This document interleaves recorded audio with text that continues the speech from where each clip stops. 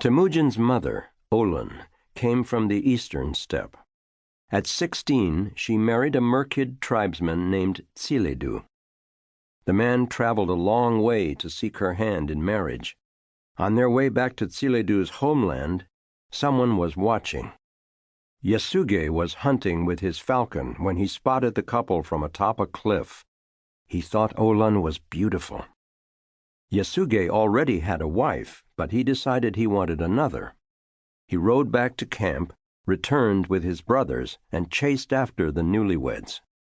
Olan knew they could not outrun the men. She told Tsiledu to run.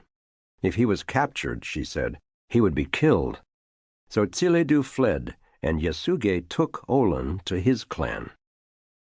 This was life on the steppe, brutal, unforgiving, dramatic. It had been this way for centuries. Olan's new life with Yasuge was different from her childhood. She grew up on the open grassland.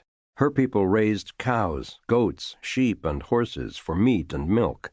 But Yasuge lived where the grassland met the wooded mountains.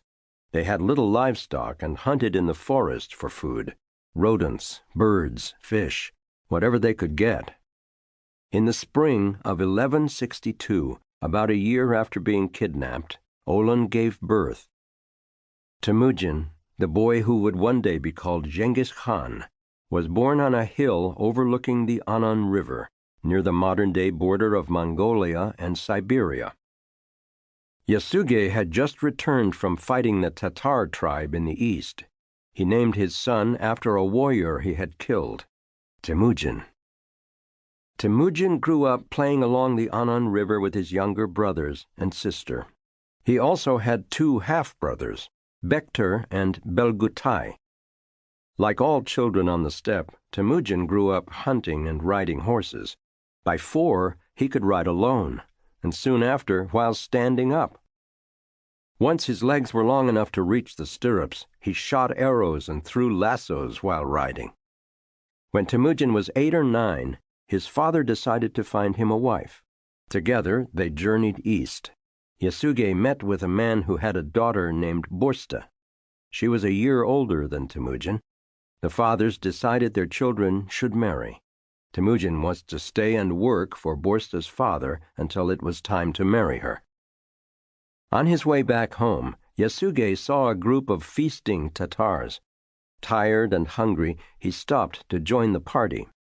8 years had passed since Yasuge killed the Tatar warrior who was also named Temujin, but he was recognized, and his food was poisoned.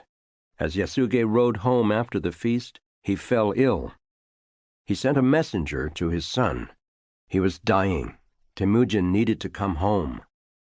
When Temujin returned, his father was dead. Yasuge's 2 widows were unimportant now. They had come from other clans. They were outsiders. Their children were too young to contribute. When the clan packed up to move to their summer home, the leader ordered his people to abandon Yasuge's family. One person, an old man, objected. The clan leader responded by driving a spear through the old man's body. Temujin rushed to help him as everyone rode off. As the old man lay dying, Temujin sobbed. What would become of his family now?